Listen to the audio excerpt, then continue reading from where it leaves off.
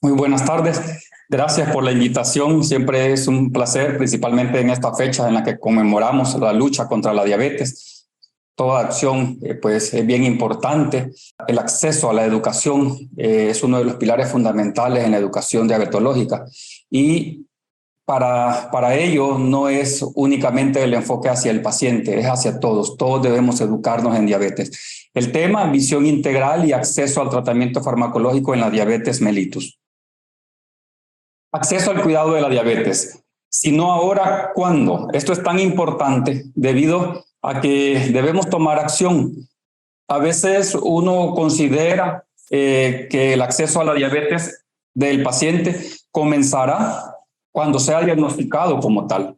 Y no tiene que ser así. Sabemos nosotros que hay factores de riesgo identificables, familiares con diabetes, hábitos de vida inapropiados, que debemos incidir. Y debemos incidir individualmente, también como familia, como sociedad, como pueblo, y obviamente también nuestras políticas de gobierno. Tienen que ir acordes a paliar la pandemia de la diabetes. Se considera que 3 de cada 4 personas con diabetes viven en países de ingresos bajos o medios. Es decir que la incidencia de la enfermedad es mucho mayor en nuestra área.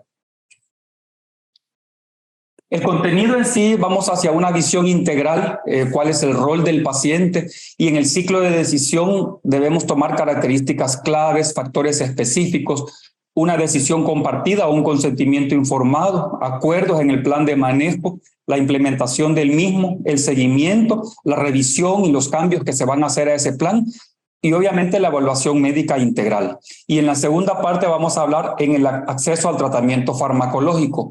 Vamos a mencionar el marco de referencia y político, la selección de los medicamentos, la gestión del abastecimiento, garantizar un suministro seguro, la rendición de cuentas, el uso racional de los medicamentos, el cumplimiento terapéutico, y vamos a mencionar cuáles son los fármacos actuales para la diabetes. Visión integral en el cuidado de la diabetes. Se deben ofrecer cuidados colaborativos centrados en el paciente. Ya históricamente, ya las últimas décadas, sabemos nosotros que el paciente ha dejado de ser un mero receptor de información o un receptor de indicaciones, impuestas muchas veces y sin conocimiento del contexto en el cual van a ser aplicadas.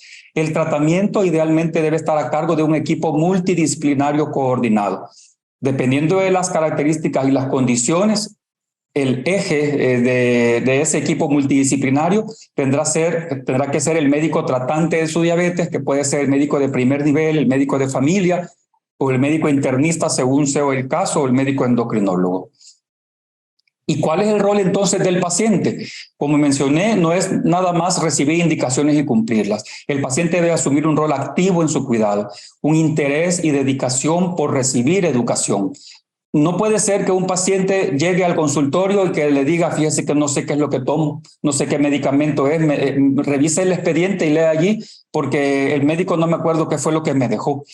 Debe estar comprometido con cumplir su plan de alimentación y su actividad física, conocer sus medicamentos, dosis, acción deseada en su organismo y los efectos adversos de los mismos, promover su autocuidado y detección de riesgos, responsabilizarse de su seguimiento, el cumplimiento de citas e indicaciones, involucrarse en la toma de decisiones. La relación médico-paciente es sumamente compleja y sabemos nosotros que muchas veces el paciente no ha llegado a sus metas de tratamiento, nos ha dicho que ha cumplido absolutamente todo y luego uno le dice, vamos a hacer algunos cambios. Por ejemplo, vamos a poner insulina y el paciente, no, ¿sabe qué? Mejor no me la ponga. Es que no he cumplido bien la dieta, es que no he hecho ejercicio. Hoy sí me voy a tomar el medicamento. ¿Qué quiere decir? Que inicialmente el paciente no estaba siendo honesto con nosotros mismos. Y principalmente con ellos mismos, ¿verdad? Ellos tienen que estar muy conscientes de cuál es su rol, empoderarse de su diabetes. Y hay un ciclo de decisión que es centrado en el paciente para el manejo glicémico en la diabetes tipo 2. Este ciclo, que se resume en este gráfico, lo voy desglosando en las siguientes diapositivas. Primero es evaluar las características clave del paciente. Considerar factores específicos que impactan la elección del tratamiento. Decisión compartida para elaboración del plan, acuerdos en el plan de manejo, implementación del plan de manejo, seguimiento, monitoreo y apoyo, revisión y acuerdos del plan de manejo. Sabemos entonces que al paciente no hay una receta de cocina en el cual todo paciente con diagnóstico de diabetes, aquí está el combo A, ¿verdad? El combo A es el primer paso para el manejo de su diabetes, es este. No podemos ser tan automáticos, tan mecanicistas, porque debemos hacer la evaluación de cuál es el contexto que tenemos en el paciente. ¿Es un paciente obeso? ¿Es un paciente que está perdiendo peso? ¿Es un anciano con alguna discapacidad? ¿Es un paciente jovencito? ¿Es un paciente en edad productiva, con un estrés laboral grande, con un tiempo muy limitado? ¿Alguien que está en un contexto familiar, violencia familiar o social? Entonces, todos esos aspectos deben ser tomados en cuenta. También igual las preferencias y la decisión del paciente. Si al paciente se le impone, de entrada vamos a tener resistencia o aversión a su tratamiento. Debemos evaluar cuál es su actual estilo de vida. Hay pacientes que inicialmente, cuando se les diagnostica diabetes, ya tienen hábitos de vida bastante aceptables. Dicen, hago actividad física desde siempre, tengo una dieta bastante regular, no fumo, no ingiero bebidas alcohólicas, el nivel de estrés es bajo. Y hay pacientes que todo lo contrario. Hay pacientes que de entrada nos dicen, ay doctor, mire, mi vida ha sido un sedentarismo, no hago nada de ejercicio, como comida chatarra, a veces no desayuno, ceno a una hora muy tarde, abundante, mis comidas principales son comidas rápidas, etc. También tomar en cuenta comorbilidades, aterosclerosis, enfermedad renal, insuficiencia cardíaca.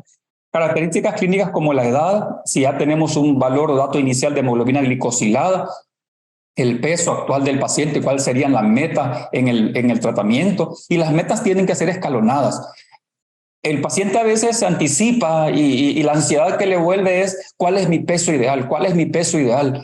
Y muchas veces el peso ideal lo que hace es desmotivar al paciente. El paciente está con 220 libras, le decimos 155 libras. Entonces 45 más 20, 75 tengo que rebajar. Entonces ya de entrada el paciente dice, eso no lo voy a poder hacer en su mente. Entonces debemos ser nosotros bastante realistas y decir, ok, su peso actual es 220. Pero lo voy a ver en tanto tiempo y allí yo espero que usted vaya con un descenso del peso de tanto y usted va a venir esa fecha con tal peso. Ya, metas escalonadas y metas realistas van a hacer que nuestro paciente lo vea más alcanzable, se comprometa y lo logre mejor. Debe haber factores como la motivación y también investigar si hay casos de depresión. Recordemos nosotros en la escala o la pirámide de Maslow de la aceptación de una enfermedad, que a veces el paciente, desde el momento que le decimos diabetes, su mente se desconectó. Nos sigue viendo, pareciera concentrado con nosotros, pero está diciendo, a mi tío lo amputaron. Mi mamá quedó ciega por esta enfermedad.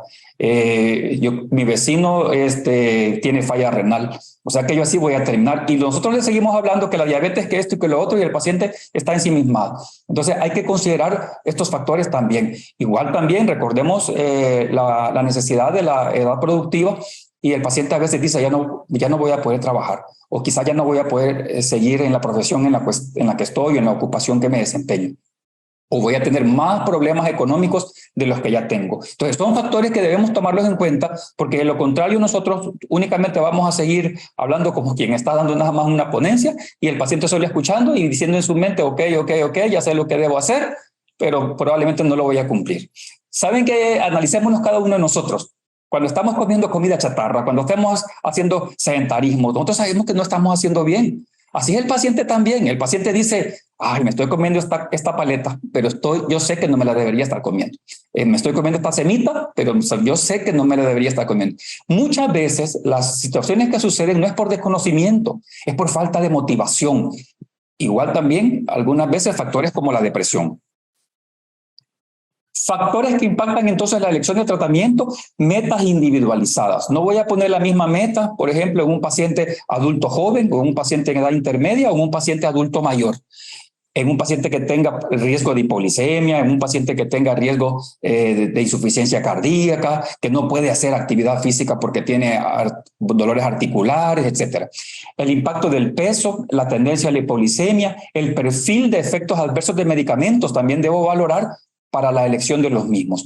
Y la complejidad del régimen. Imagínense que algún paciente que ya de entrada nos consulta y tiene algún defecto visual, o en nuestro medio también se da el analfabetismo y viven solos, y uno le va a decir, se va a poner 14 unidades de insulina por la mañana y se va a poner 10 unidades por la tarde, y entonces el paciente, estamos hablando en chino, ¿verdad? Entonces debemos ser nosotros muy realistas también y decir, ¿cuál es la complejidad de régimen que yo puedo dejar en el paciente para optimizar su tratamiento? A veces los primeros pasos debemos darlos con mucha cautela para que el paciente acepte la enfermedad y para que el paciente acepte el tratamiento. Igual también decirle y hacerle énfasis al paciente que no hay fórmula mágica que le permita hacer de sus hábitos de vida lo que él quiera. Debe comprometerse también con adecuar su alimentación, su peso, su actividad física. La elección del régimen para optimizar la adherencia o la persistencia, ¿verdad? Y el acceso, el costo y la disponibilidad de medicamentos. El costo tiene que ver mucho también con la segunda parte de esta ponencia, que ya vamos a hablar con respecto al acceso a los medicamentos. Y la decisión compartida o el consentimiento informado para el plan de manejo también tan importante. Un paciente informado y educado. Tanto su familia o cuidador también podrían involucrarse. Hay que preguntarle al paciente si alguien lo acompaña siempre en su hogar, ¿verdad? Dependiendo de las condiciones que él tenga, podemos nosotros también invitar a esa persona, de ser posible, para que acompañe a la consulta y a las intervenciones de educación que podamos hacer disponibles para el paciente. Recordemos el lema de este año: educar para proteger el futuro, educar para proteger el futuro. Preocupémonos cada uno de los asistentes acá a decir qué tengo yo como herramientas adicionales, porque es el acceso a la educación, pero no podemos mejorar el acceso a algo que no existe. Debemos preocuparnos porque haya herramientas educativas para nuestros pacientes. ¿Cuáles son las preferencias del paciente? Hacer entrevistas motivacionales. No tienen que ser entrevistas de regaño. Entonces, hay gente que dice, ni le dije al doctor que como pan dulce porque me iba a regañar. O hay médicos que le dicen, vaya, mire, si en la siguiente consulta viene otra vez con 4 libras, mejor ni vengo. Entonces, de entrada le estamos haciendo la aversión y le vamos a hacer al paciente que nos mienta. Hay que reconocer cada uno de los pasos, ¿verdad? A veces es el mismo peso y uno le tiene que decir, muy bien, este consulta o este nuevo control no ha subido peso. Ahora tenemos que dar el otro paso, tiene que ir bajando peso, tenemos que lograr a la meta inicial de tanto. Y el paciente, ¿pero cuál es el peso ideal? Espérese, ahorita es la meta inicial, luego vamos a hablar de cuál es, ¿verdad? Porque vamos a ir escalonados y vamos a ver si a usted le conviene llegar a su peso ideal. Hay pacientes que con el 10% del peso inicial que bajen, sus parámetros de laboratorio y su condición general mejoran sustancialmente. Y no es necesario cerrarnos y ponernos en la mente también nosotros como médicos que el paciente debe llegar al peso ideal, porque nos vamos a frustrar y vamos a frustrar al paciente también. Debemos empoderar al paciente de su diabetes, que él sea el líder o el guía. Hay que decirle que en su casa, inclusive, porque hay gente que le comparte a uno y le dice, fíjese que en mi casa ya todos quieren comer así, o ya todos quieren, perfecto, hágalo. Ahora, si ellos no lo hacen, entonces usted sí tiene que hacerse a un ladito de ellos, porque el diabético es usted. Quien padece de diabetes y que va a tener peores consecuencias es usted. A todos les beneficiaría adoptar los hábitos de vida saludables, pero a quien más le va a perjudicar no adoptarlos es al paciente que padece ya la diabetes. Asegurar acceso a la educación en autocuidado y en apoyo diabetológico. En acuerdos de plan de manejo, ¿verdad? Está el acrónimo SMART, como inteligente o listo, en el cual se definen metas inteligentes, metas concretas o específicas, medibles, alcanzables, realistas y con plazos de cumplimiento.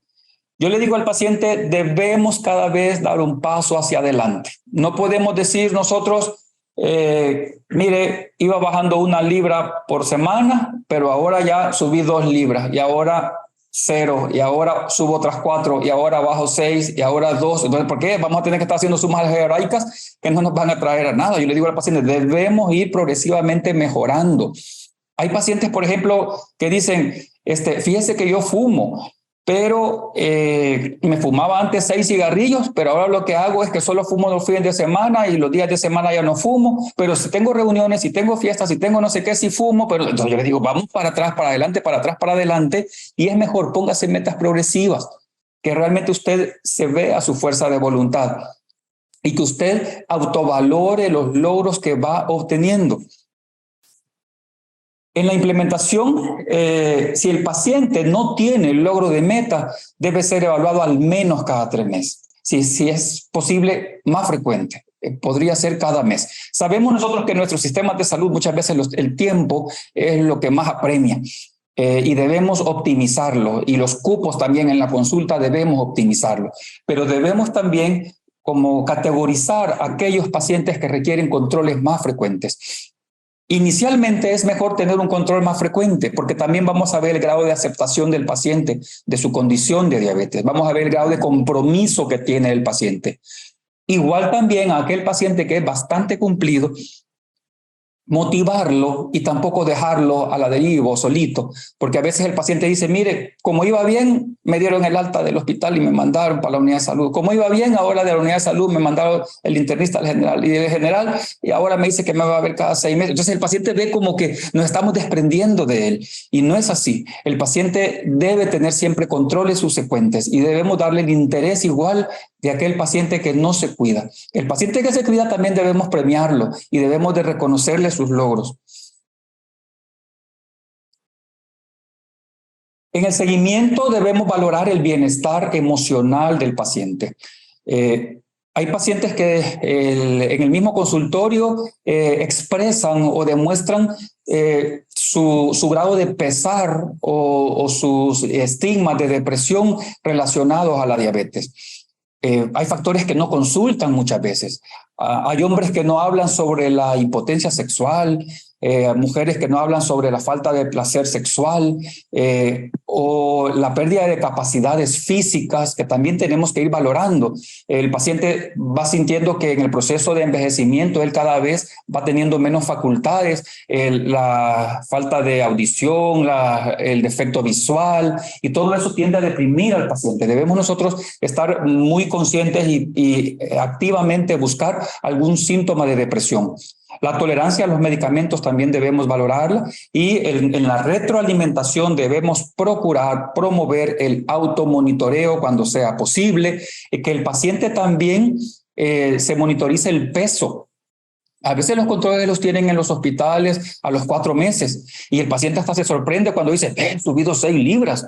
Y no lo había notado. ¿Y cuándo se pesó? No, es que usted me pesó aquella vez. Entonces no es posible.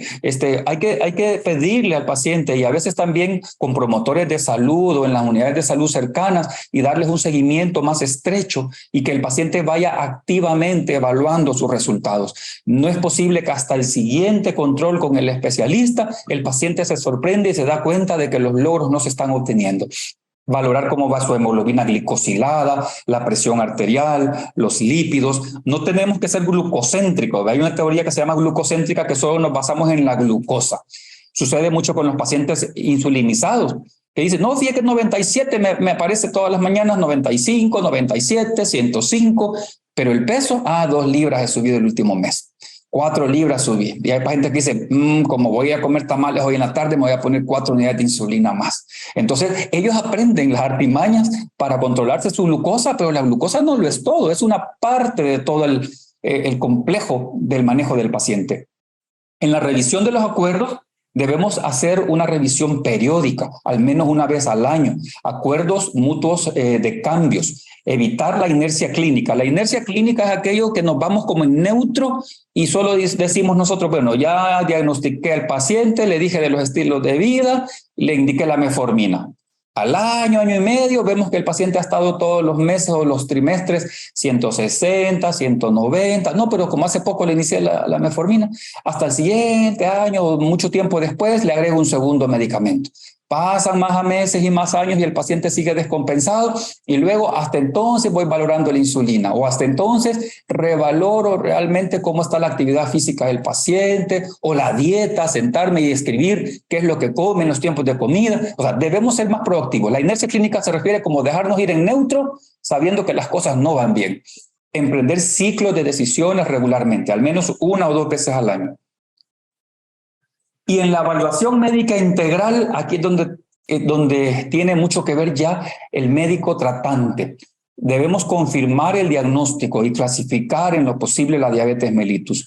Evaluar complicaciones desde el primer momento del diagnóstico. Es más, deberíamos nosotros en todo paciente que nos consulta por cualquier otra causa valorar su peso, valorar su presión arterial y en aquellos pacientes que ya lo ameriten hacer el monitoreo glicémico y lipídico, entre otros, para detectar tempranamente y prevenir la diabetes. Revisar tratamientos previos recibidos. A veces en el automático que nos vamos en la consulta le prescribimos al paciente un medicamento que él dice, no le quise decir al doctor, pero este medicamento ya me lo habían dejado y me da diarrea, así que no me lo voy a tomar. Debemos preguntarle al paciente y que él ojalá nos diga, o si no decirle traiga los medicamentos o anótelos. Sucede también cuando pasan por múltiples especialidades, que un médico le deja enalapril, el otro médico le deja captopril, el otro le deja irbesartán, el otro le deja losartán, y el paciente no le comunicó al médico que el otro médico ya le prescribía otros medicamentos. Hoy con el sistema informático, con la sistematización que el ministerio está haciendo un gran esfuerzo, nos va a facilitar eso. Porque realmente era lamentable ver que de pronto cuando uno se podría escudriñar decía el paciente recibe amlodipina y recibe nifedipina y recibe atenolol y recibe propranolol porque un médico le deja esto y el médico le deja lo otro. Entonces debemos nosotros también tener como el conocimiento de cuáles otros medicamentos y consultas tiene el paciente para adecuarnos y dar lo mejor que podamos. Involucrar al paciente en la elaboración del plan de manejo, involucrar también al cuidador, si lo hay, evaluar el riesgo cardiovascular tan importante. Recordemos que la principal causa de morbilidad y mortalidad en el paciente con diabetes es el corazón.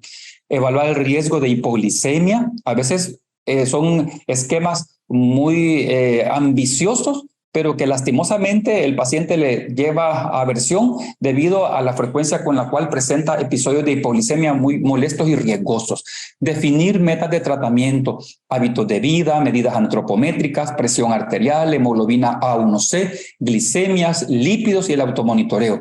Considerar otras evaluaciones como las inmunizaciones, como la influenza, por ejemplo, la odontología, preguntarle al paciente si hay pérdidas dentarias o dolor gingival, un control odontológico periódico, también la evaluación periódica de los pies, al menos una vez al año, y la referencia ya sea al cirujano o al podiatra cuando así lo haya, investigación de hígado graso, investigación de la función de los riñones, valorar la perimenopausia, la baja de testosterona en los hombres, la apnea del sueño en los pacientes obesos, las alteraciones cognitivas, principalmente en ancianos, la condición visual y auditiva, el estado neurológico. Muchas veces las principales y las primeras morbilidades asociadas crónicas, complicaciones crónicas del paciente son las neuropatías y no las menciona el paciente. El paciente no dice, por ejemplo, que tiene adormecimiento en los pies o que tiene sensación de hormigueo.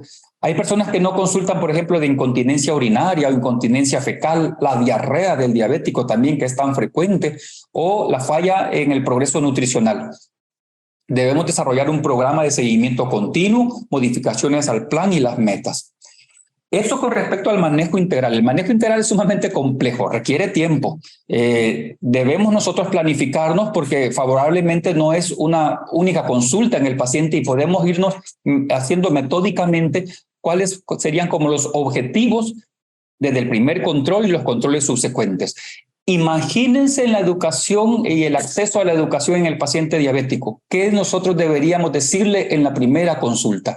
La primera consulta es de sondeo, es diagnóstico, es de aceptación de su diabetes. Yo no le puedo hablar en la primera consulta al paciente de todas las comorbilidades, de las complicaciones crónicas, de las complicaciones agudas, de la hipoglicemia, de los medicamentos, de los efectos farmacológicos, de los efectos adversos, de los autocuidados que debe hacer, de la alimentación, que las grasas saturadas, que esto, porque el paciente mejor le voy a decir, mire, saque un cuaderno y anote.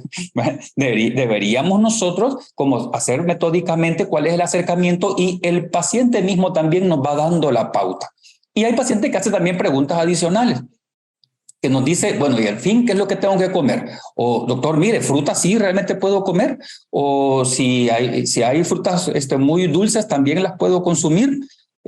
actividad física, por ejemplo, de tal tipo, natación puedo hacer, o puedo hacer bicicleta, o es muy riesgoso para mi condición de diabetes. Son cuestionamientos también que al paciente hay que dejar como abierto para que obtengamos nosotros los mejores resultados, que el paciente en nosotros vea también una persona motivada, interesada en ayudarle, y que él se sienta con la confianza de decirnos sinceramente cómo le va con su condición de diabetes, con su enfermedad.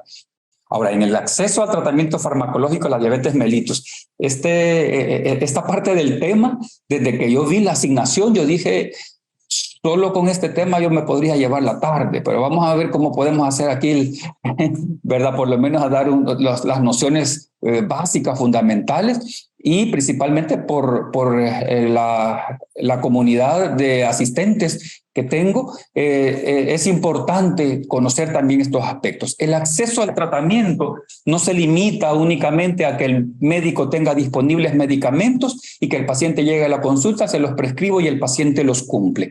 Es mucho más complejo que eso, y aquí hay muchas autoridades que me pueden respaldar.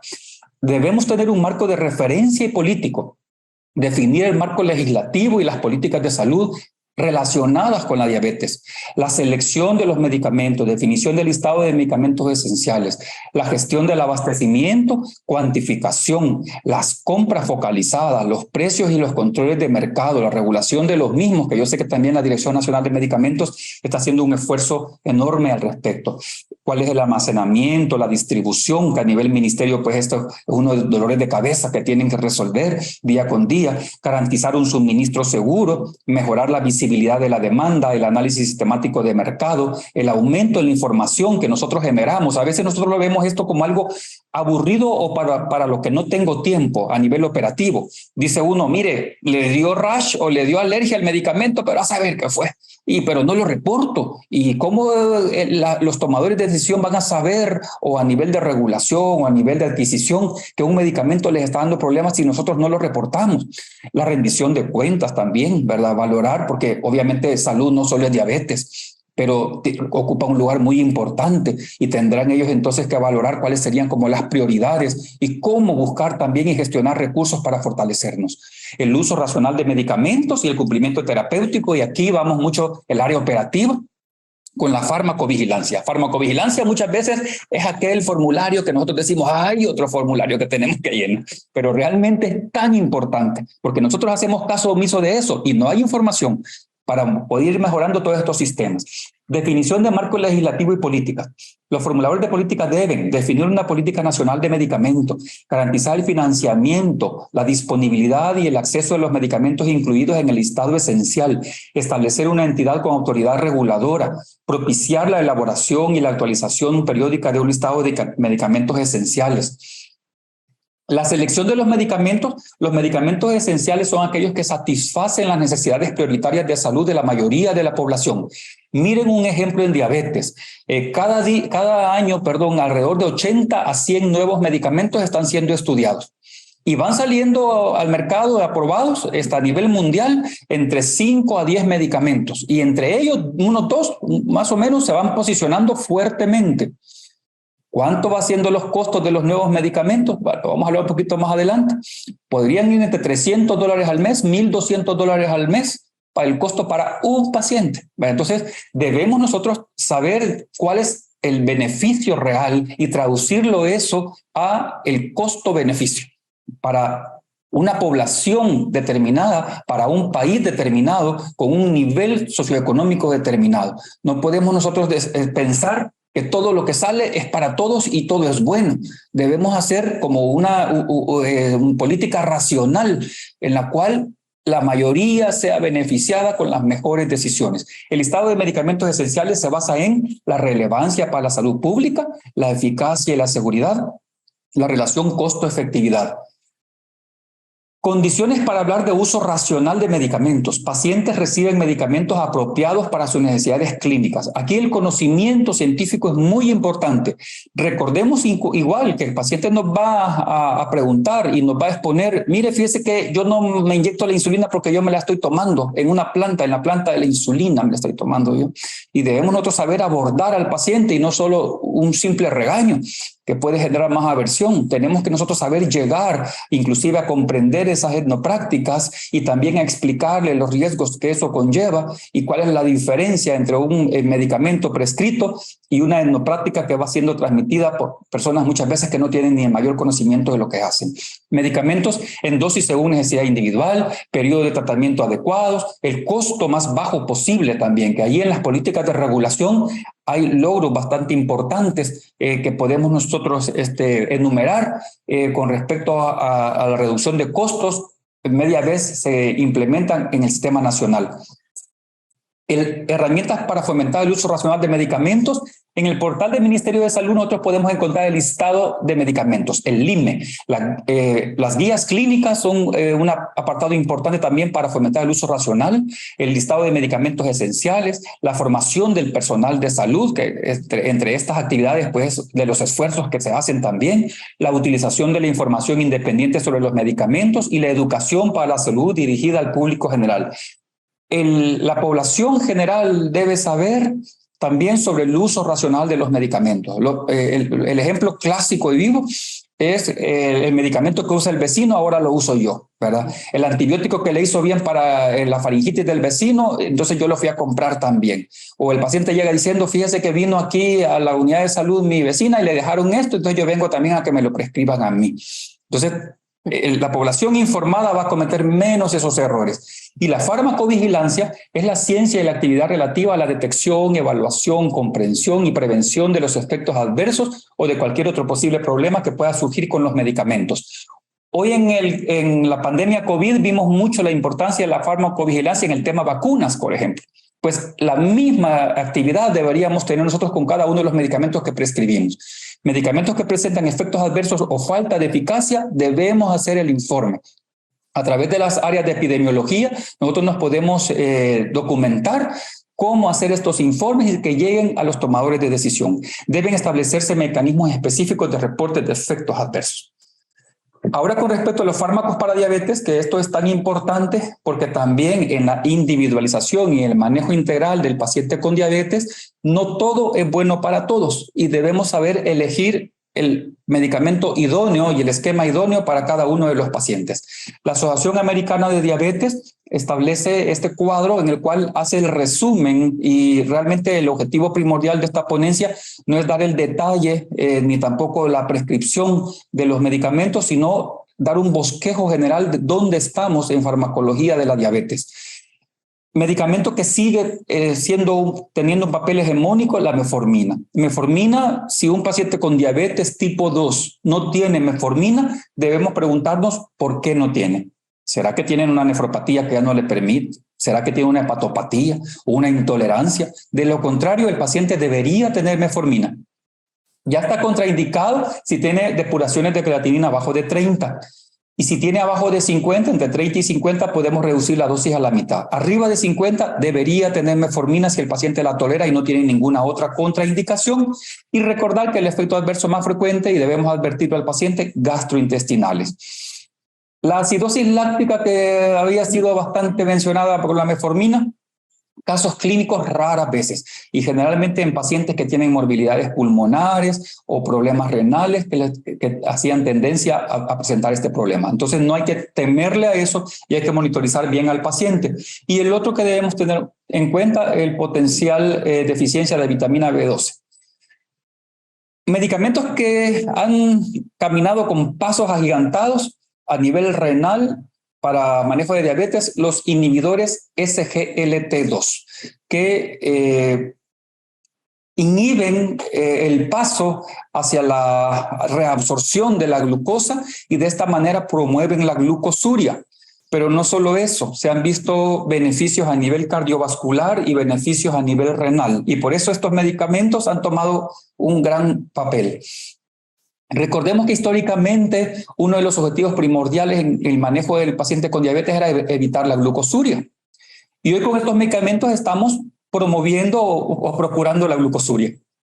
Pero a expensas de mejorar el control glicémico, mejorar el peso, inclusive ayuda con la presión arterial y tiene efectos favorables a nivel cardiovascular y a nivel renal. Entre los Puntos que debemos tomar en consideración: pacientes que van a ser sometidos a cirugía deben suspenderlo. También en el paciente con diabetes proclive a cetoacidosis o que está con deshidratación no deberían utilizarse. Hay riesgo de fracturas óseas y obviamente si hay glucosuria también hay riesgo de infecciones urinarias. Por el manejo en el volumen puede haber depresión de volumen, hipotensión, hay discreta elevación de la LDL que no es significativa y por la misma humedad y por la misma glucosuria pueden promover la formación de gangrena de Fournier, ¿verdad? Que es la gangrena abscedada del periné, que puede presentarse en algunos pacientes y que puede llevar inclusive a la muerte. Entonces, conocerlos para detectarlos, los efectos adversos, pero no para temerle al medicamento, sino saber prescribirlo. Agonistas de receptores GLP-1, que es en la tercera fila roja de este cuadro, donde están mencionados. Es el boom de la última década, medicamentos parenterales en su mayoría, excepto ya hay una semaglutide oral. Pero ¿cuál es el plus de estos medicamentos? Que también no promueven ganancia de peso, sino que al contrario, un porcentaje de pacientes baja peso y tienen efecto o beneficio cardiovascular. A nivel renal no tienen ningún efecto beneficioso, excepto por el control glicémico. Y la FDA hace la advertencia del riesgo de carcinoma tiroideo de célula C o medular de tiroides, que debe determinarse con agonistas de receptor GLP-1, efectos gastrointestinales en algunos pacientes y pancreatitis. Rara vez sucede, pero es necesario mencionar. Inhibidores de DPP-4, que son después de la metformina, los medicamentos que están siendo mayormente prescritos para el control de la diabetes, tienen bajo riesgo de hipoglicemia. Esto es el mecanismo incretina. Incretina es como una señalización humoral o mensajería humoral que hace el intestino hacia el páncreas para que secrete insulina cuando es necesario controlar la glicemia. Y como efectos adicionales importantes, cardiovasculares favorables, y debemos tener cuidado en el ajuste de dosis en pacientes renales, excepto la linagliptina, que no necesita esa corrección. Tiazolidinediona es un medicamento cada vez menos usado, principalmente por metaanálisis relacionados con problemas cardiovasculares, insuficiencia cardíaca, pero sin embargo todavía tienen un posicionamiento en los algoritmos y en las tablas de manejo de la diabetes. Tienen beneficios a nivel del control glicémico, principalmente por la sensibilización de los tejidos a la acción de la insulina. Sulfonilureas, décadas de estar usando estos medicamentos para la diabetes, tienen un potencial reductor de la glucosa bastante importante. Todavía los algoritmos de manejo los contemplan debido a que, contrario a otros fármacos más novedosos o innovadores, la sulfonilurea, su potencia pues, es de reconocer, a la vez tenerle la cautela por los riesgos de hipoglicemia. La FDA pone una especial advertencia de incremento de mortalidad cardiovascular en casos de las sulfonilureas antiguas, como la tolbutamida. Las de segunda generación, gliburida, glibenclamida, glimepirida, tienen un perfil de seguridad bastante alto. ¿Cuál es la importancia y por qué nuestro sistema lo considera? El costo, bajo costo. No mencioné, pero en promedio, por ejemplo, el costo de inhibidores de DPP-4 en paciente individual mensual anda entre $40 a $60. El costo de agonistas de receptor de GLP-1 puede ir entre $200 a $400 por paciente. El de SGLT2, el costo mensual puede ir en $70 por paciente. Y sulfonilurea, el costo es mucho menor, más alcanzable, con una eficacia bastante importante. Y lo que tenemos que hacer es seleccionar apropiadamente al paciente para que se beneficie. Insulina. La insulina sigue obviamente estando en uno de los roles o de las selecciones principales para el manejo de la diabetes. Tenemos tanto insulinas recombinantes como insulinas análogas. El potencial o el efecto de las insulinas es bastante grande, con una dosis superior ilimitada, y en aquellos pacientes con grados altos de insulinoresistencia es como el medicamento de elección. Y principalmente en aquellos pacientes cuya catabolia es evidente. Pacientes que están perdiendo peso, cuando ustedes les están poniendo en control de la diabetes, pensemos en insulina. No podemos nosotros estar considerando una sulfonilurea que le va a exprimir el páncreas, un inhibidor de DPP4 que le va a regular la señalización incretina, cuando el paciente lo que tiene es insulinopenia. Entonces, consideremos en aquellos pacientes con unos descontroles grandes, como por ejemplo glicemias arriba de 300 o con pérdidas de peso importantes o con múltiples comorbilidades, principalmente gastroparesia, diarrea del diabético, problemas genitourinarios, vejiga neurogénica, neuropatías severas, pensemos en insulina. Y aquí tenemos la tabla de costos, esto es a nivel de la Asociación Americana de Diabetes, pero más o menos les he mencionado los costos a nivel país, cómo andan también por paciente, y que es importante también tomarlos en consideración, porque la accesibilidad de los medicamentos no es como llenar la lista de Santa Claus, ¿verdad? Y decirle a uno, mire, todo esto es lo que yo necesito, lo que quiero, sino que nos sentemos en las mesas de trabajo y que digamos que es lo mejor para beneficiar a la mayoría de nuestros pacientes. Y con la información que todos proveamos desde nuestros consultorios, desde nuestros lugares de trabajo, los pacientes también, por la abogacía que debe hacerse de la diabetes, podemos tener insumos sumamente importantes para hacer el uso racional de medicamentos y mejorar el acceso a los mismos. Hay acciones muy importantes que se visualizan a nivel gobierno, a nivel Ministerio de Salud, por hacer realidad que los servicios cada vez sean más accesibles, los medicamentos accesibles al paciente y también las tecnologías y los exámenes de laboratorio. Y este es el algoritmo en general. ¿Cuál es el cambio en los últimos años en el algoritmo? Vemos nosotros, si nos vamos a nivel vertical, como dos franjas o dos columnas más importantes. Uno, la que está encabezada por una franja roja que dice si hay indicaciones de enfermedad cardiovascular aterosclerótica de alto riesgo o insuficiencia cardíaca o enfermedad renal. CKD. Entonces, alguno de estos factores, así va a ser la selección del medicamento.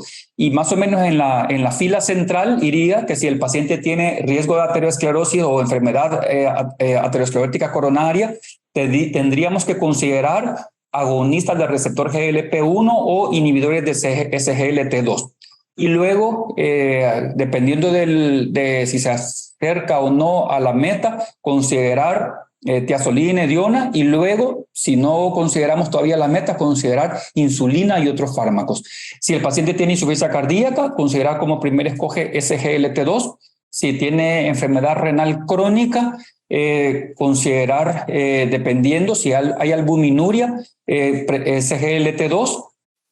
Y si no obtenemos los resultados, considerar cambiar a agonistas de receptores de GLP-1. Si sin albuminuria, podríamos irnos de una vez a agonistas de GLP-1. Y obviamente estos algoritmos debemos trabajarlo en las guías clínicas propias para, con los medicamentos, con nuestro listado de medicamentos esenciales, saber cuáles son las opciones terapéuticas que tenemos. Y en la columna o en la mitad de su derecha del algoritmo podemos valorar también la individualidad del paciente. Si nuestro objetivo va a ser minimizar la hipoglicemia, hay pacientes que son más proclives a hacerlo. Si es minimizar la ganancia de peso, recordemos que en la individualización del paciente con diabetes podría ser que de entrada el paciente nos diga que ha perdido peso por su diabetes descompensada. O de entrada nos diga el paciente, fíjese que yo estaba bien y hace 3 años dejé de hacer ejercicio, subí 14 libras y hoy vengo con orinadera, con mucha sed, etc. Y entonces el paciente ha ganado peso. Y tendríamos que considerar cuál va a ser nuestro objetivo inicial. Si va a ser mantener peso, bajar peso, subir peso. Y luego, obviamente, en el recuadro verde, considerar los costos y el acceso, que aquí estamos llamados todos para mejorar ese acceso a los servicios de salud y el acceso a los medicamentos. Debemos entonces hacer la individualización y no ver este algoritmo como algo tan complejo, sino saber las herramientas con las cuales contamos también para el seguimiento del paciente y los medicamentos. Los medicamentos disponibles a la fecha, tenemos las insulinas recombinantes, la insulina NPH, la insulina regular, y tenemos en los medicamentos orales la biguanida, metformina, un medicamento que ya vimos inclusive en los algoritmos sigue estando en el primer escoge, en la primera elección del diabético tipo 2. También las sulfonilureas, que siguen teniendo un rol bastante importante. Tenemos glibenclamida y limepirida en el sistema de salud. Y considerar no solo ver glucosa, sino también el peso, los lípidos, tenemos la atorvastatina, tenemos el ciprofibrato, que podrían ser herramientas útiles también para el manejo, y los antihipertensivos, que de elección tendríamos que valorar aquellos que tengan beneficio ya sea renal o cardiovascular, que aquí también tenemos una gama bastante importante a nivel Ministerio de Salud y que tenemos que entonces sumarnos nosotros en este esfuerzo por mejorar el acceso a los servicios de salud, a la atención en diabetes, y obviamente obtener los mejores resultados. Para revisión posterior, porque sé que va a estar disponible posteriormente la ponencia, los mecanismos de acción de las biguanidas, metformina, de las sulfonilureas, incrementando la secreción de insulina, las tiazolinedionas, mejorando la resistencia a la insulina, los fármacos de efecto incretina, los agonistas de receptor GLP-1 y los inhibidores de DPP-4, que van la mensajería del intestino hacia el páncreas para que secrete la insulina, y los inhibidores de SGLT2, que entre otros mecanismos disminuyen la resorción de la glucosa a nivel del túbulo contorneado proximal para promover la pérdida de glucosa a nivel de la orina y obviamente también la regulación volumétrica que ayuda y favorece el manejo de la presión arterial.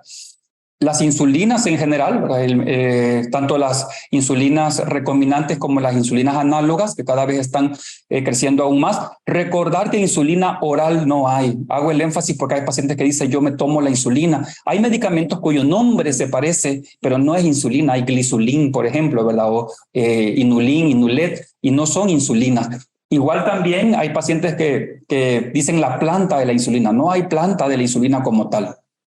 Hay que hacer todas esas consideraciones para aclararles al paciente e indagar también, porque a veces el paciente no nos quiere decir que está tomando tal o cual remedio o casero y está provocándose más daño que beneficio.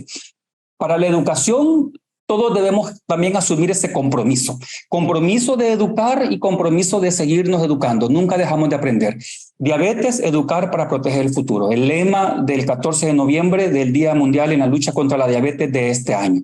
Espero que la ponencia sea de mucha utilidad, realmente es de motivarnos todos. Podemos hacer mucho, por la diabetes podemos hacer mucho, pero requiere el compromiso de todos, de cada uno de nosotros, desde donde estamos, desde el paciente que atendemos, desde la oficina que lideramos, desde el servicio que prestamos a nivel educación, a nivel trabajo social, a nivel nutrición, a nivel psicología, a nivel equipos o grupos de apoyo, de manejo, que son tan importantes para comprometernos todos en mejorar el acceso a la educación en el paciente con diabetes. Muchas gracias. Vamos a continuar entonces con el acceso al manejo no farmacológico de diabetes mellitus. Muy buenas tardes. Un gusto estar aquí con ustedes dirigiéndome. Bueno, en esta oportunidad voy a presentar lo que es con respecto al tratamiento no farmacológico. Felicitar pues al doctor Minor por su exposición que muestra el compromiso realmente de un profesional que trabaja directamente con pacientes con diabetes y no solo se limita a la parte del tratamiento farmacológico, sino que se detiene a dar la educación en salud propia y adecuada a las necesidades particulares de cada uno de sus pacientes. Y como él finalizó diciendo que no basta solo con darlo de los medicamentos, todos los avances y beneficios de cada uno de ellos, sino que el compromiso de cada uno de los proveedores en dar esa atención integral tan importante y necesaria que cada paciente con diabetes necesita. Y principalmente haciendo alusión pues al tema de este año que está dedicado a la educación para un mejor futuro. Si nos ponemos un rato a pensar en lo que significa ese lema para este año, trascendemos de ver las paredes de un consultorio, de ver los medicamentos que están en la farmacia y cuál es la receta y los medicamentos que vamos a prescribir. Vemos a una persona que está frente al proveedor que alrededor de tener sus dudas, inquietudes, una serie de presaberes que le indican qué conducta va a seguir, qué comportamiento ante su diabetes, el temor que esto le ocasiona por experiencias en familias, por experiencias en amigos o vecinos de sus comunidades, lo vemos integralmente con todo lo que son las determinantes sociales que pueden estarle afectando para que él o ella pueda tomar una decisión y el manejo que haga de su diabetes, no solo en la parte del tratamiento, sino en la condición con todas las influencias que tiene a su alrededor. Bueno, en esta oportunidad me toca pues proceder con lo que es el tratamiento no farmacológico. Quizás para ubicarnos, del año pasado se ha estado socializando lo que son los lineamientos para el abordaje de las enfermedades no transmisibles, en este caso hipertensión arterial, diabetes y enfermedad renal crónica en el primer nivel de atención. Cuando describe el modelo de atención, entre el modelo de atención está toda la parte farmacológica, una parte de estilos de vida y entornos saludables y lo que es la promoción de estilos de vida saludables. En ese sentido me voy a dedicar en esta oportunidad a lo que es el tema de estilos de vida saludable. ¿Qué se considera lo que es un estilo de vida saludable? Son considerados como comportamientos o actitudes cotidianas que determinan y condicionan el estado de salud de una persona. Cuando nos referimos al estado de salud de una persona, vemos a esta persona como una persona integral, no solo en la parte física, sino que en la parte psicológica, mental, en la parte biológica y en la parte espiritual, que muchos a veces la toman y no es espiritual en la parte de religiosidad necesariamente, y todo lo que está influenciando. Precisamente en 1986, en la Carta de Ottawa que se prescribió allá en Canadá, que fue un hito en ese momento para lo que era el abordaje de la promoción de la salud y la salud pública. En este considera entre uno de sus aspectos lo que es los estilos de vida saludable como un componente importante para la intervención para promover la salud. Esto aparte de las otras líneas estratégicas que son las políticas públicas, que es la sombrilla que permite que todas las acciones que se hagan, que se realicen a nivel comunitario, a nivel individual, familiar, puedan tener ese apoyo. Por otra parte, también el desarrollo de habilidades personales que precisamente va a lo que es estilo de vida saludable. Una persona no puede tener una habilidad saludable si el entorno no le favorece. Si la reorientación de los servicios no es favorable a que esta persona modifique su estilo de vida. No va a ser lo mismo como que no haya una participación social y una participación comunitaria de peso para que esta persona, volviendo a sus comunidades, pueda tener las condiciones favorecedoras para que esas habilidades personales puedan ser desarrolladas. Por otra parte, la salud en ese sentido también es el resultado de los cuidados que cada persona tiene por sí misma y la relación con lo que tiene para los demás. La capacidad de cada persona para tomar decisiones, controlar la vida propia y asegurar que la sociedad en que vive ofrezca a todos sus miembros la posibilidad de usar de un estado óptimo de salud es lo que se necesita precisamente para que haya esa sinergia, esa articulación entre el individuo, la familia y la comunidad.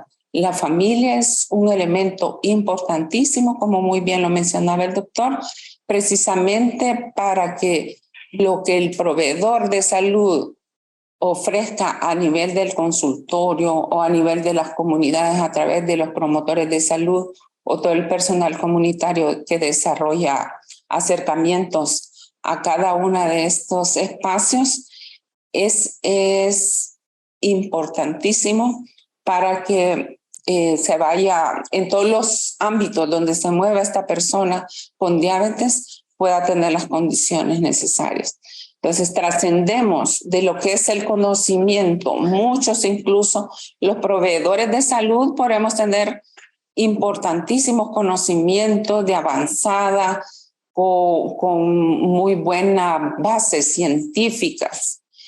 Y esas, al traducirlas a la persona, puede ser de que también, incluso hasta el lenguaje técnico con lo que nos dirigimos a las personas, les haga que no puedan ni siquiera tener como decir, voy a expresar lo que siento, estoy inquieta o inquieto por esto. En esa medida, incluso muchos de los proveedores de salud a veces podemos estar dando el conocimiento, pero no tenemos aquella actitud para el cambio, incluso a nivel particular. Entonces, si a nivel particular no tenemos una actitud para el cambio, en este caso, en una situación de diabetes, porque no puede, y eso es lo que nos impide tener una percepción de riesgo, dependiendo cómo vayamos percibiendo este riesgo, así vamos a tener una conducta o un comportamiento hacia esta misma enfermedad. Por eso mismo es importante saber en qué momento de la etapa del comportamiento está cada persona para así dirigir nuestras acciones educativas, para modificar si es que hay que dar información, si está en una etapa de precontemplación en la que la persona aún no percibe que tiene un riesgo, si es una etapa de contemplación en la que ya está percibiendo que sí está evaluando y pensando que si sigue con ese mismo comportamiento va a complicarse su misma situación de salud, o ya está en la etapa de acción, que en la etapa de acción es cuando ya la gente está haciendo algunos cambios, pero que aún necesita ciertos refuerzos para que esta acción se mantenga. Y por supuesto ya en el cambio de mantenimiento, que sí es cuando las personas son empoderadas y que ellas mismas puedan contar hasta sus mismas experiencias de cuáles han sido aquellas barreras que les han impedido hacer el cambio o cómo superaron esas barreras, cuáles fueron aquellas redes de apoyo que les ayudaron precisamente para estar en una mejor condición que la que empezaron inicialmente.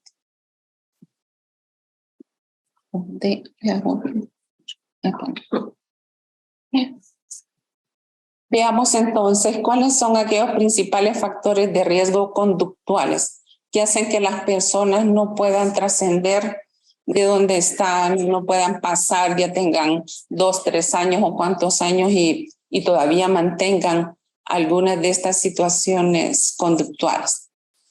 Las que se han identificado principalmente es la alimentación poco saludable.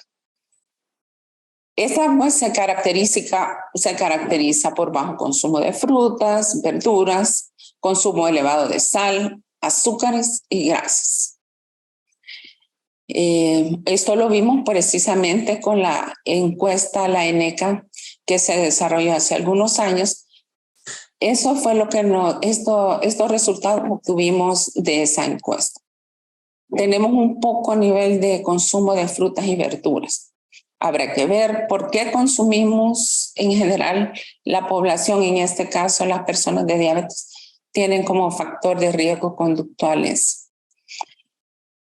Ha habido mucho consumo de elevado de sal, precisamente en muchos alimentos, lo que llamamos nosotros los alimentos, las comidas chatarras, esos están con un alto contenido de sal.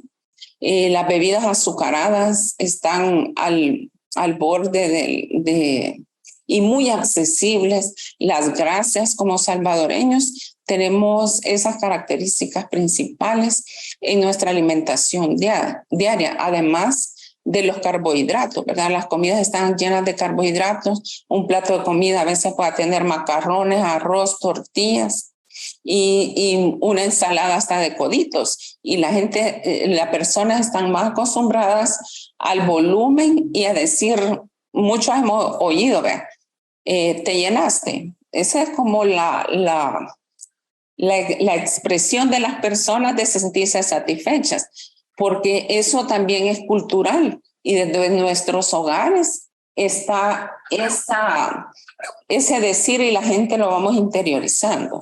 Entonces, el hecho de que una persona tenga una conducta, una exposición, un comportamiento, aún teniendo diabetes en este caso, tienen que prepararse mucho, no solo a la persona, sino a la familia y por supuesto a la comunidad. La siguiente pues es la inactividad física, lo que muchos también conocemos como sedentarismo. ¿Cuántas de las personas en nuestro país pasamos, ya sea que por nuestra actividad diaria, sentados más de 2 horas seguidos? Tendría que verse, digamos, y en los hogares, enfrente del televisor, enfrente ahorita de los aparatos electrónicos. ¿Y esto qué hace? Es un riesgo a padecer obesidad, la cual esta no distingue ni edad, sexo, origen étnico, ni nivel socioeconómico o situación geográfica. Y esto cada vez se ha ido incrementando y actualmente, hace poco con la pandemia, pues esto se aumentó exponencialmente. El otro factor de riesgo es la historia familiar y sobrepeso. Los antecedentes de familias con factores de riesgo para el desarrollo de la diabetes. Que esta se desencadena, por supuesto, por otros factores asociados como el sobrepeso, la obesidad y enfermedades metabólicas. El tener una historia familiar de diabetes no quiere decir que la persona la va a tener o tener una posición de decir, bueno, si mi familia me tiene, yo voy a desarrollar diabetes y yo voy a comer o hacer todo lo que yo quiera ya, porque yo ya estoy condenado a eso. Entonces hay que quitar esa mentalidad de la gente. Y el otro factor de riesgo es el consumo de alcohol y tabaco, que sabemos que es un factor de riesgo para cualquier enfermedad no transmisible.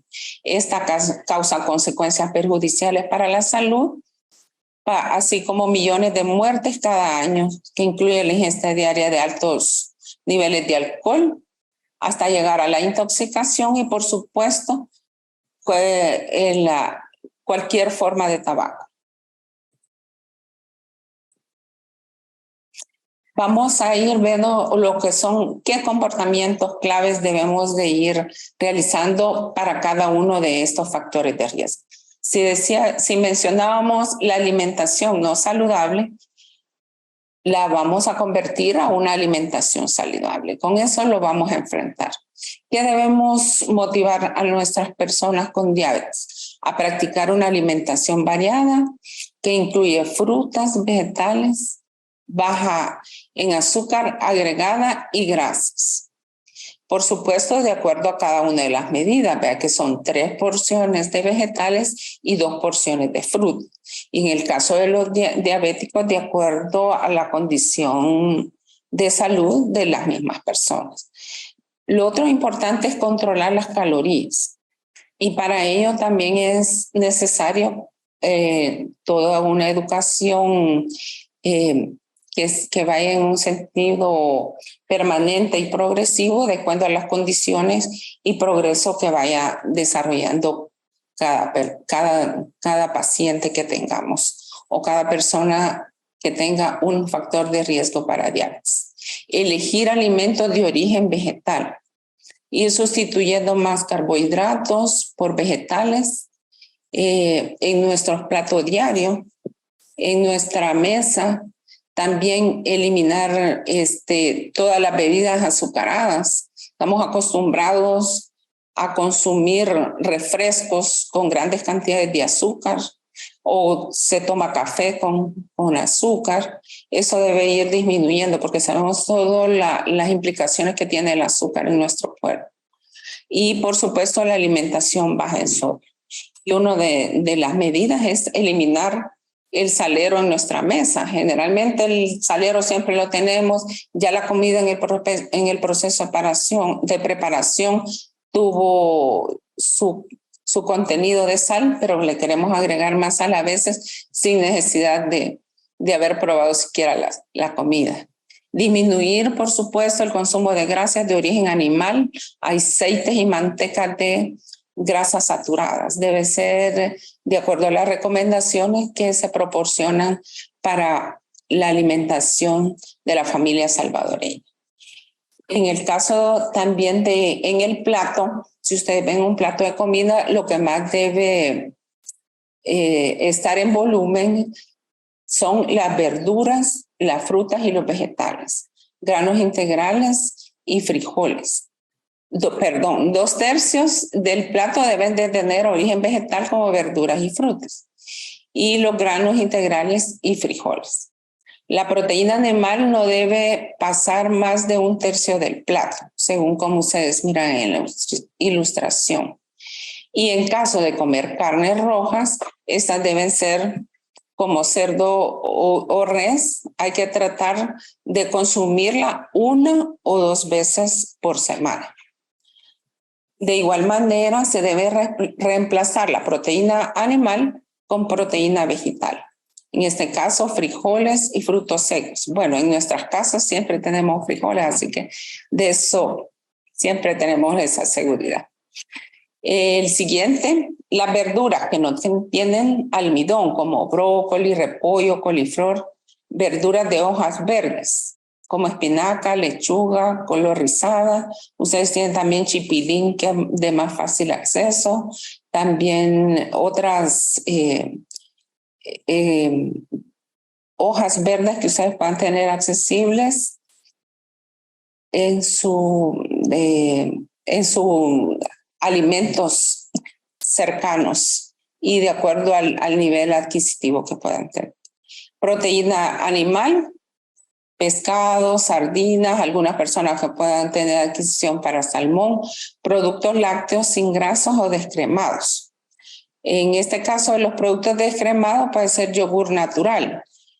A veces puede tener un poco de que pueda costar por el sabor que tienen, pero poco a poco podemos nosotros ir reemplazando los yogures, porque además de tener una cantidad de azúcar, a veces la leche que ocupan no es como la más adecuada en la mezcla que hacen con la fruta, y deben de ver por eso las etiquetas que tienen todos los productos. En la etiqueta dice qué cantidad de azúcar tienen, qué cantidad de sodio, y eso nos orienta al momento de hacer las compras en el mercado, en el supermercado. Y por supuesto, huevos y carne de ave, como pollo y pavo. Otro comportamiento muy importante y clave, que ya en algún momento lo mencionó el doctor, es la práctica de actividad física. ¿Qué es actividad física para todos? La actividad física es todo movimiento corporal que realizamos a diario, al jugar, trabajar, practicar otras actividades como el transporte activo, andar en bicicleta. Algunos ocupan patinetas, las personas, los niños, y eso lo hacen tener actividad física, realizar tareas del hogar y actividades recreativas, incluidas ejercicio y el deporte. Lo que se debe tomar en cuenta para la actividad física, que con la estrategia ejercicio es medicina, que es el momento en el que el médico que prescribe a cada persona de acuerdo a la valoración de su condición de salud, capacidad funcional, la actividad física que en este caso los diabéticos puedan desarrollar, que según las directrices de la OMS pueden estar entre una actividad física de intensidad moderada a baja. Y eso va a depender, como les decía, de la condición de salud y la capacidad funcional. En la capacidad funcional se mide lo que es también la fuerza, cómo está la fuerza de las personas, la capacidad de flexibilidad, la capacidad de aeróbica y también lo que a las personas les gusta más realizar. Si a la persona le gusta más caminar, le va a prescribir una actividad física de caminar, o si le gusta andar en bicicleta o natación, porque si se le prescribe un tipo de actividad física que no le gusta, creamos una mayor barrera para que esta persona desarrolle la actividad física de acuerdo a su condición. La intensidad, como les decía, la duración. La actividad física se prescribe, así como se prescribe cualquier medicamento que tiene que ver con cantidad, frecuencia y duración. Y en esa medida, entre el tratamiento farmacológico más el tratamiento con una prescripción de actividad física, es el mejor abordaje que podemos realizar, además de la alimentación.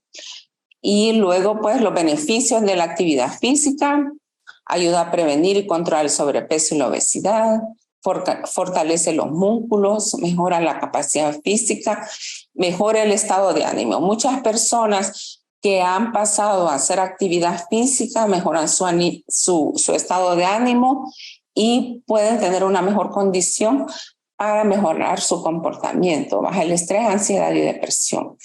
Reduce, por supuesto, el riesgo de enfermedades cardiovasculares y complicaciones de las enfermedades no transmisibles y potencia los resultados del tratamiento farmacológico al combinarlo con el ejercicio. Y esto ya hay muchos estudios en el que evidencian que cuando se practica la actividad física con el tratamiento farmacológico hay excelentes resultados.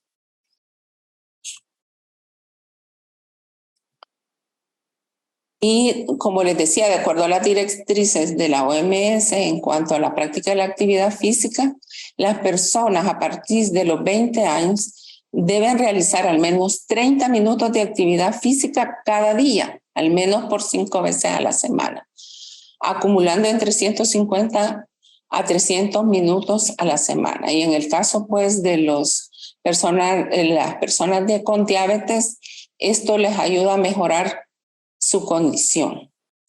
La clasificación de los ejercicios es aeróbico. Mejora la capacidad cardiorrespiratoria y que le llamamos también resistencia cardiovascular, involucra a los grandes músculos del cuerpo. Ejercicio de resistencia muscular, también llamado de fuerza muscular, es un ejercicio de alta intensidad y corta duración.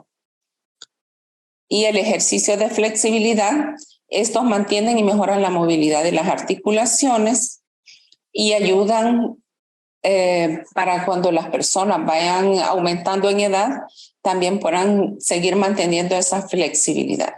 El equilibrio, ejercicios de equilibrio, nos ayudan a mejorar la fuerza, equilibrio, resistencia y flexibilidad, favoreciendo la prevención de caídas, que sabemos que muchas de las personas que tienen problemas de equilibrio fácilmente pueden terminar en unas fracturas y eso al final de cuentas puede llevarlo incluso hasta la muerte por las complicaciones.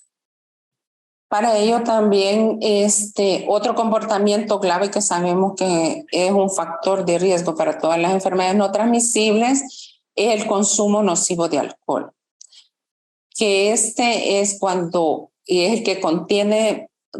¿Cómo debemos de conocer por qué es un consumo nocivo? Porque contiene 2 químicos que pueden dañar el ADN de las células saludables, el etanol, que es la parte principal de las bebidas alcohólicas, y el acetilhídrico, de que se fabrica cuando el alcohol es digerido por el cuerpo.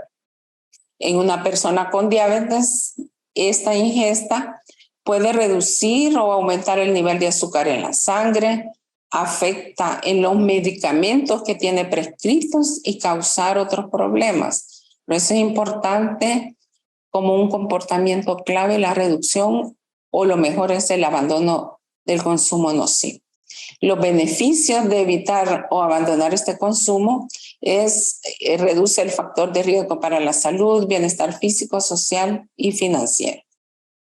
Sabemos que personas con alcohol tienen también y afectan la familia, a su grupo familiar también.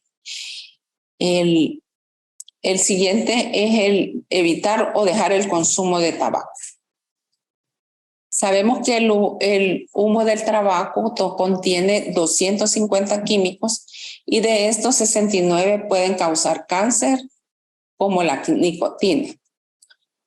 Todo derivado de tabaco contiene nicotina, ya sea que produzca humo o no. Algunas personas creen que el cigarrillo convencional es una alternativa para seguir fumando y no dañar su salud.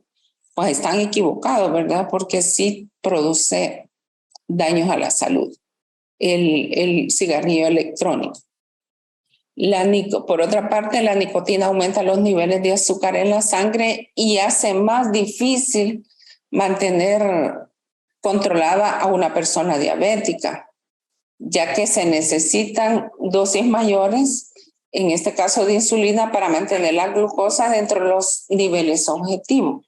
Por eso es importante hablar a las personas diabéticas de dejar el consumo de tabaco o evitarlo. Los beneficios reducen los factores de riesgo, podemos reducir el cáncer, el asma, el bienestar físico, la parte de los beneficios financieros y sociales y la prevención de complicaciones por otras enfermedades no transmisibles. Y el último comportamiento que lo tenemos dentro del tratamiento de la parte de los estilos de vida saludables es la adherencia al tratamiento. De acuerdo a la OMS, el grado en que el comportamiento de una persona al tomar el medicamento, seguir régimen alimentario y evitar cambios de modo de vida corresponde con las recomendaciones acordadas por un prestador de asistencia sanitaria. Por lo que es importante esos tres aspectos: el medicamento combinado con el régimen alimentario y el cambio de estilo de vida saludable. Con esa combinación, nosotros realmente hacemos una medida integral y oportuna. La adherencia al tratamiento en diabetes o cualquier otra enfermedad no transmisible representa realmente una estrategia para mantener controlada la enfermedad y evitar complicaciones. En este caso, los pacientes con diabetes, esto es un factor determinante en el control metabólico. En general, podríamos decir que la articulación y la combinación entre lo que es el tratamiento farmacológico y los estilos de vida saludables son fundamentales para el control de la diabetes mellitus. Para ello tenemos que, haciendo un resumen, ver a la persona integralmente y el rol del personal de salud y el trabajo interdisciplinario con una conexión con la familia, los cuidadores y la comunidad son importantes para lograrlo. Muchas gracias.